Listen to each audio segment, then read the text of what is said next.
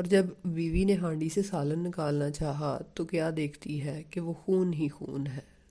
راستے میں بچے کھیل رہے تھے، انہوں نے جب انہیں آتے ہوئے دیکھا تو چلانا شروع کر دیا۔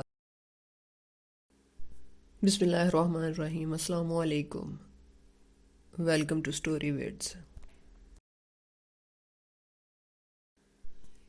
ایک حضرت تھے، شروع میں بہت دولت مند تھے، لیکن ان کا کاروبار سود کا کاروبار تھا۔ لوگوں کو قرض دیتے اور سود وصول کرتے، اور سود وصول کرنے کے لیے تقریباً ہر روز تقاضا کرنے کے لیے جاتے، جب تک وصول نہ کر لیتے اسے چھوڑتے نہیں تھے۔ ایک روز کسی مقروض کے گھر گئے، لیکن وہ گھر پر موجود نہیں تھا۔ اس کی بیوی نے کہا کہ اس کے پاس قرض ادا کرنے کے لیے رقم موجود نہیں ہے۔ ہاں، البتہ ایک بکری تھی جو ذبح کی ہے، اس کی گردن موجود ہے جو ہم نے گھر پر پکانی ہے، لیکن آپ اس عورت سے بکری کا گوشت زبردستی لے آئے۔ گھر پہنچے، بیوی سے کہا یہ سود میں ملی ہے، اسے پکا لو۔ بیوی نے کہا کہ آٹا اور لکڑی بھی ختم ہے، اس کا بھی بندوبست کر دو۔ وہ دوسرے قرض داروں کے پاس گئے اور یہ چیزیں بھی سود میں لے آئے۔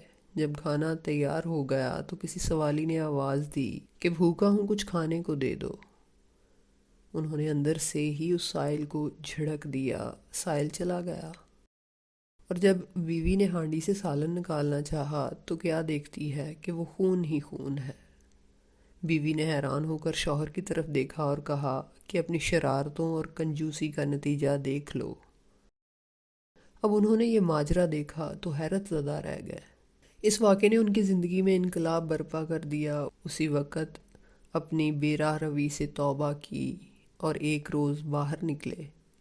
راستے میں بچے کھیل رہے تھے، انہوں نے جب ان حضرت کو آتے دیکھا تو چلانا شروع کر دیا کہ ہٹ جاؤ، حبیب سود خور آ رہا ہے۔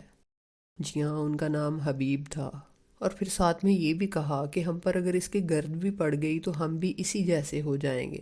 یہ سنا تو تڑپ اٹھے، ندامت سے سر جھکا لیا اور کہنے لگے، اے رب، بچوں تک تو نے میرا حال ظاہر فرما دیا۔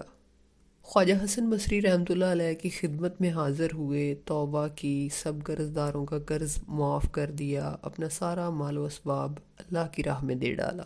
عبادت اور ذکر الہی میں مصروف ہو گئے، روزے رکھتے، رات کو قیام کرتے۔ کچھ عرصے بعد ایک دن پھر انہی لڑکوں کے پاس سے گزر ہوا تو انہوں نے آپس میں کہا، خاموش رہو، حبیب العابد جاتے ہیں۔ یہ سن کر آپ رونے لگے اور کہا کہ اے اللہ، یہ سب تیری طرف سے ہے۔ جب اس طرح عبادت کرتے کرتے ایک مدت گزر گئی تو ایک دن بیوی نے شکایت کی کہ ضروریات پوری کیسے ہوں گی؟ آپ نے فرمایا، اچھا چلو کام پر جاتا ہوں، مزدوری سے جو ملے گا لے آؤں گا۔ چنانچہ آپ دن بھر گھر سے باہر رہ کر عبادت کرتے اور شام کو گھر واپس آ جاتے۔ بیوی انہیں خالی ہاتھ دیکھتی تو کہتی کہ یہ کیا معاملہ ہے؟ انہوں نے فرمایا کہ میں کام کر رہا ہوں، جس کا کام کر رہا ہوں وہ بڑا سخی ہے، کہتا ہے وقت آنے پر خود ہی اجرت دے دے گا، فکر نہ کرو، مگر مجھے اس سے مانگتے ہوئے شرم آتی ہے۔ وہ کہتا ہے کہ ہر 10ویں روز مزدوری دے دیا کروں گا۔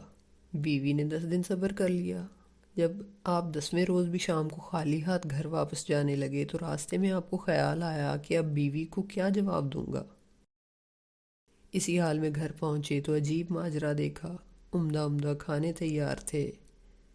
بیوی آپ کو دیکھتے ہی بول اٹھیں کہ یہ کس نیک وقت کا کام کر رہے ہیں، جس نے دن رات کی اجرت اس قسم کی بھیجی ہے، اور ساتھ میں 3000 درہم نقد بھی بھیجے ہیں، اور یہ بھی کہلا بھیجا ہے کہ کام زیادہ محنت سے کرو گے تو اجرت زیادہ ملے گی۔